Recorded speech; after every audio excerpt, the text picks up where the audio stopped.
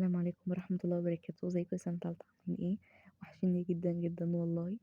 ربنا معاكم. انتوا يعتبر بتنهوا كده نص السنة الأولاني، واللي هو أطول نص بالمناسبة يعني ما تتخدعوش بالمدة اللي جاية، هي أقصر مما تتخيلوا بصراحة، وهتعدي بسرعة يعني، فخدوا بالكم. مخططات العضوية، للي ما يعرفش أنا كنت دفعة السنة اللي فاتت كأي طالب عادي، يعني كنت مخنوقة من العضوية جدا، ورجعتها مرة واتنين وتلاتة وبرضه يعني مش بيرفكت، ما وصلتش للمستوى اللي أنا عايزاه. فقلت خلاص يبقى أنا هعمل مخططات أربط بيها الأجزاء. وبالمناسبة أنا ما كنتش عاملة الجزء الأولاني، يعني أنا عاملة من أول البنزين بس، بنزين كحولات استرات أحماض، دي أنا عاملة. إنما الكان ألكين ألكاين ده أنا مكنتش بتلخبط فيه، فما احتجتش يعني أعمل. بس فلقيت إن الموضوع مش هيجي إلا لما أعمل حاجة تربط لي الدنيا ببعضها وتبقى قصاد عيني بالمناسبة يعني. أنا كنت عاملاها على اللوح اللي هي زي بتاعة اللي بيرسموا عليها في الهندسة، اللي هي الفرخ الكبير يعني، كنت معلقاها قدام عيني يوميا. فتقريبا كده كنت كل يوم براجع عليها بعيني، فدايما يعني كان على طول أول ما عيني تلمعها كده الصورة بتترسم في مخي والأسهم بقى ده رايح فين وجاي منين. فالموضوع بجد حلو جدا. طيب أنا هعمل ايه؟ أنا هصورها وأنزلها PDF وهقراها معاكم، بس هقراها من الورق الأصلي.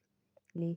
عشان اللي حابب يكتبها ورايا، يعني مثلا اللي حابب يشتري فرخة ورق ويكتبها ورايا زي ما أنا كاتباها، تمام، وده اللي أنا أرجحه، لأنك مش هتعرف قيمة الحاجة لما تعملها بإيدك. تاني حاجة، أنا عاملاها من كتاب المدرسة بالحرف، يعني أنا جبت كتاب المدرسة كده وحطيته جنبي، وتنتوفة اللي محطتها فيها معلومات كتبتها من الحل، فكل ده كنت بزوده.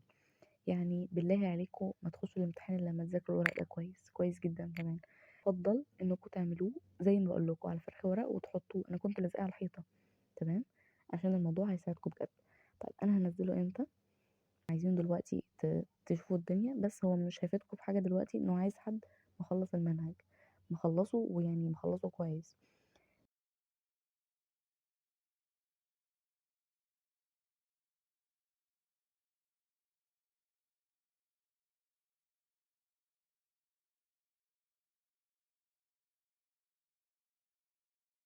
عايزاكم تقولوا لي، والاغلبيه يعني هاخد برايها ان شاء الله وانزله لكم.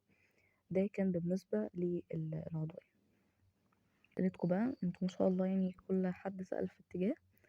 بعد كده يا جماعة بقوا اسألوا تحت البوست بس يعني، عشان ما تدوخونيش معاكم. طب نبدأ بأول سؤال. طب أول سؤال، ازيك يا دكتورة عاملة ايه؟ أنا كنت بس عاوزة أسأل حضرتك ازاي أراجع ومنساش، لأني حاسة اللي براجعه وبنساه، وشكرا لحضرتك جدا. طيب والله أنا كده كمان، يعني أنا اللي بذاكره بنساه بجد، والله الموضوع وحش. بس يعني ملكيش حل انك تسكمي، يعني التسكيمات بصراحة بتجيب من الآخر وهتوفر معاكي وقت في المراجعة. انتي تسكمي أول مرة ومش هتشيلي بقى أهم حاجة تاني، وبالذات تالتة انتوا عندكم مقال، يعني ربنا يعينكم، الموضوع ده هيفرق معاكم جدا. سكموا يا تالتة، سكموا سكموا، هيفيدكم في المقال جدا وهيفيدكم في MCQ برضه. طيب دكتورة ممكن تنزلي صراحة وتجاوبي على الأسئلة في الفيديوز عشان نستفيد من أسئلة بعض؟ والله فكرت في الموضوع بس يعني الوقت، بس الوقت المشكلة. بس تمام ماشي، ننزل صراحة وممكن أعمل فيديو كل أسبوع أجاوب فيه على الأسئلة، لأنكوا أسئلتكوا بتكمل بعضها والله. يعني ماشي هعمل الموضوع ده، وحتى لو ما كنتش فاضية هجاوب على المنتدى. ازيك يا دكتورة، من عاملة ايه؟ كنت بس عاوزة اخد رأيك في حاجة، هو المفروض اكون فين في المنهج دلوقتي عشان اراجع مستريح واذاكر كام ساعة؟ طيب لازم تكوني دلوقتي داخلة في الباب الرابع كهربية، في في الفيزياء، تمام، عشان يبقى تخلصي من الكهربية بقى وتبدأي في الحديثة. يعني الحديثة برضه تاخد وقت، يعني مش هينة، بس الكهربية هي الأهم يعني. الكيمياء انتي برضه يعني تكوني داخلة في الباب الرابع، أو لو ممشية العضوية معاها تكوني في التالت. حلو.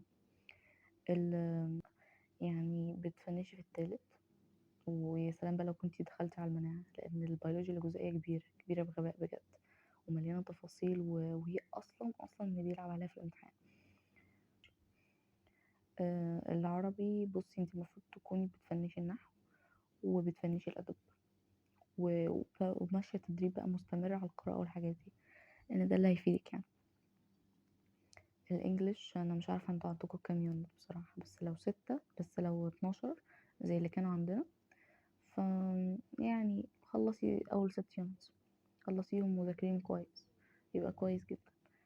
ايه تاني عندكم؟ الجيولوجيا. الجيولوجيا حاولي تكوني بتخلصي في التالت يعني، ولو دخلتي على الرابع يبقى حلو أوي. يعني بصوا انتوا الرابع ده انتوا بتلعبوا حواليه، يعني إذا داخلين عليه يعني مثلا دخلتوا فيه، فحاولوا تلعبوا على الباب الرابع في كل الحاجات يعني. والفرنساوي يعني المفروض بتخلصوا. كام ساعة تذاكري؟ كام ساعة؟ بصي انت المفروض تكوني داخلة على 12 ساعة دلوقتي، داخلة على 12 ساعة، أنا مش بهزر بجد يعني، عشان تعرفي تخلصي، لأن دلوقتي عندك جديد وقديم، فانت لازم تظبطي الدنيا.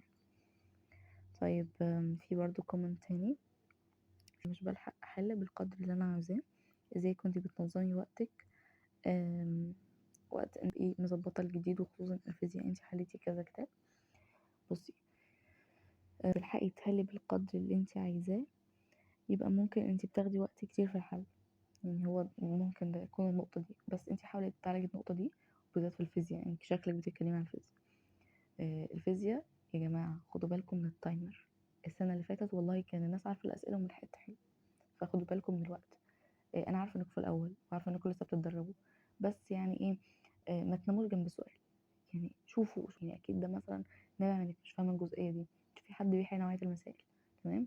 الفكرة لو ما جاتش على طول، أو مثلا يعني دقيقة قعدت ولقيتي برضه الموضوع لسه غامض، لا روحي شوفي عالجي المشكلة دي.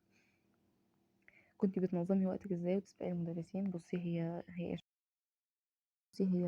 هو نظام، يعني مثلا ايه، انت شكلك بتروحي دروس، يعني شكلك بتنزلي سناتر عشان كده مزنوقة.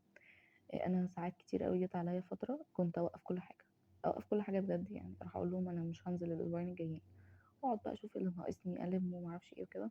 وشطارتك انك تخلي ال5 ايام مراجعة، يعني مراجعة وجديد، عشان اليومين التانيين انك تسبقي المدرسين بقى وتعملي اللي انت عايزاه، تمام. والله على حسب، انت حليتي كذا كتاب؟ اه قلت لك انا كنت ببقى الاول لان ما كانش معايا مدرس، وكنت يعني نوعا ما سهل، في اسئله كتير مباشره، فقلت بس حاجه ماشي ايدي فيها يعني. وبعد كده حليت الامتحان، وبعد كده وكان معايا الوسام، يعني كنت يعني باخد منه حاجات. وبعدين بقى في المراجعه حليت الامتحان وحليت الوافي، وكنت بحل من كتب مستر عبد المعبود.